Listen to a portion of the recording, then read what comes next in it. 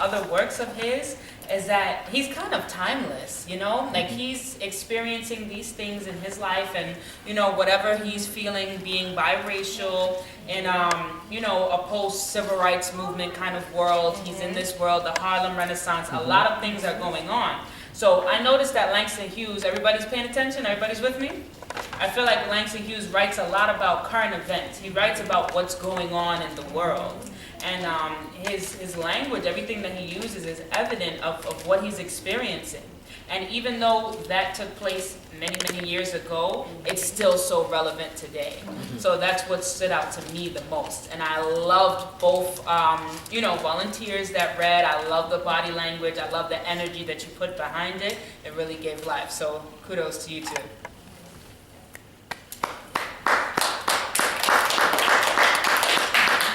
Uh-oh, what page now? Yeah, it's folded. You need to find it. Uh-oh. You gotta pass it around, let everybody see. Here, let them see. What caught my, Did you want the was book like again? when, no, I heard everything. What caught me when he said, I am a Negro, is it takes back to back in the days when he was like she said, he was half black, half white. What he went through then and what we going through now, that's kind of what caught me up to what we're going through right now. Excellent, excellent, It's timeless. excellent, excellent.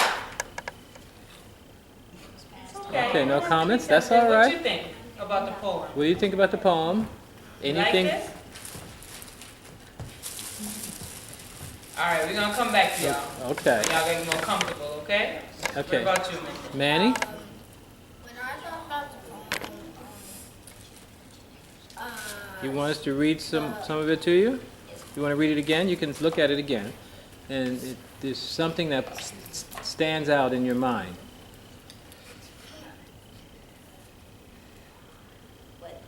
What is it?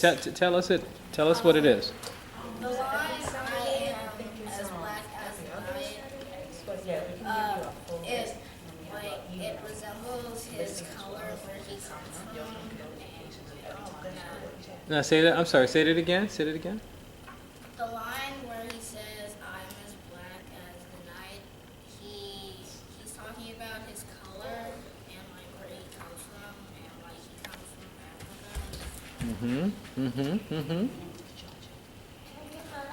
Africa. Okay. Excellent. Very good. Very good. Excellent. Buddy? Also, his use of metaphors. Okay, that stood out to you as well.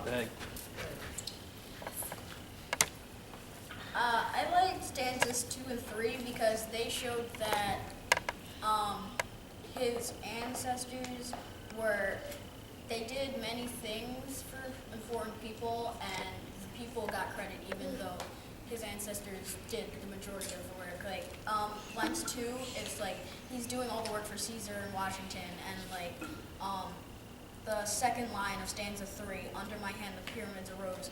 They're the people who actually built the pyramids anyway, so, and they get no credit for it. That's Curtis too. Very good. Very I good. like the part where he said, "I carried my sorrow songs." That reminds me of when we learned this in school, like through the slave ships, like they used to like sing, like to keep them. The slave owners used to make them sing, and then no one would really like have. No one really paid attention to them, and that's like the only way that they connected through that time and period. Wow. Beautiful. Beautiful. Beautiful. Beautiful. Beautiful. Beautiful. Well, right now I'm studying works with the Temple of Amun-Ra. So the line that spoke out to me was about the pyramids and the whole reincarnation idea of him just transcending through time. He's timeless. What you had said with the ancestors that had touched on it. And I just feel like that stood out as a great connection, just to know that, you know, we were all, you know, at one point, I'm studying, we were all kings and queens, we were all in the likeness of God, and we are all gods and goddesses, and somewhere through history you had lost that imagery, and he still held on to it, and through the time of being a slave, being a worker, being a victim, he still found quality in his life and purpose in his life and direction in his life. So I like that. Beautiful, beautiful.